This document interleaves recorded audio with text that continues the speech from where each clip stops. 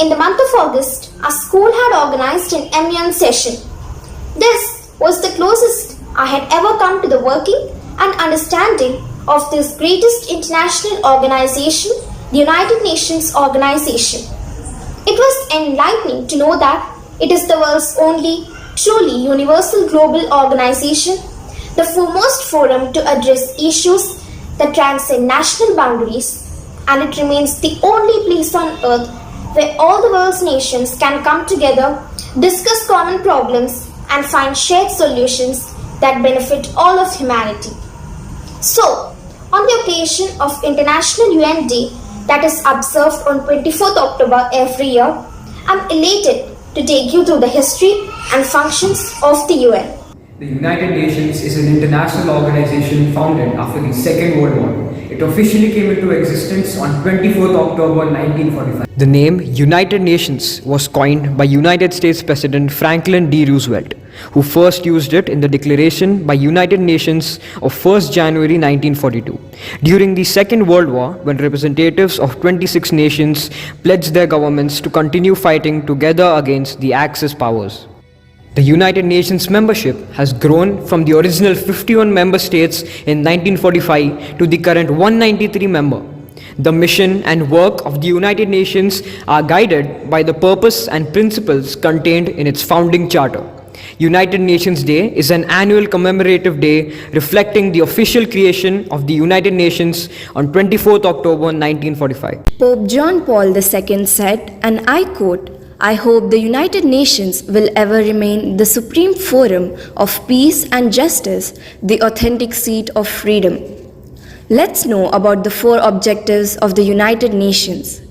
To keep peace throughout the world, to develop friendly relations among nations, to help nations work together to improve the lives of poor people, to conquer hunger, disease and illiteracy, and to encourage respect for each other's rights and freedoms, to be a center for harmonizing the actions of nations to achieve these goals. The main bodies of the UN are the General Assembly, the Security Council, the Economic and Social Council, the Trusteeship Council, the International Court of Justice, and the UN Secretariat. All were established in 1945 when the UN was founded. The General Assembly is the main deliberative, policy-making and representative organ of the UN. All 193 member states of the United Nations are represented in the General Assembly, making it the only body of UN with universal representation. The Security Council has a primary responsibility under the Charter for the maintenance of international peace and security. It consists of 15 members, 5 permanent and 10 non-permanent members. Each member has 1 vote. Under the Charter, all member states are obligated to comply with the Council decisions.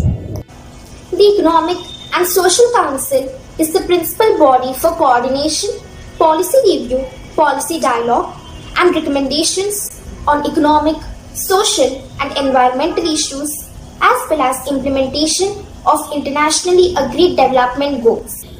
The Trusteeship Council, established under Chapter 13 to provide international supervision for 11 trust territories that had been placed under the administration of 7 member states, and ensure that adequate steps were taken to prepare the territories for self-government and independence. The International Court of Justice is the principal judicial organ of the United Nations. Its seat is at the Peace Palace in The Hague, Netherlands. It is only one of the 6 principal organs of the United Nations which is not located in New York, America. The Secretariat comprises of the Secretary General and tens of thousands of international UN staff members who carry out the day-to-day work of the UN as mandated by the General Assembly and the organization's other principal organs. The United Nations carries out many programs, funds and specialized agencies, each of which have their own area of work, leadership and budget. The UN coordinates its work with separate UN system entities, all of which cooperate together with the organization to help it achieve its goals. International days are marked in order to educate the public on issues of concern, to address the global problems and to celebrate and reinforce the achievements of humanity. Albert Einstein rightly said, peace cannot be kept by force. It can only be achieved by understanding. The COVID-19 pandemic has given us a new understanding about the world order more than ever before in human history. We share a common destiny. We can master it only if we face it together. And that, my friends, is why we have the United Nations with its images of UN work from its inception to the current time.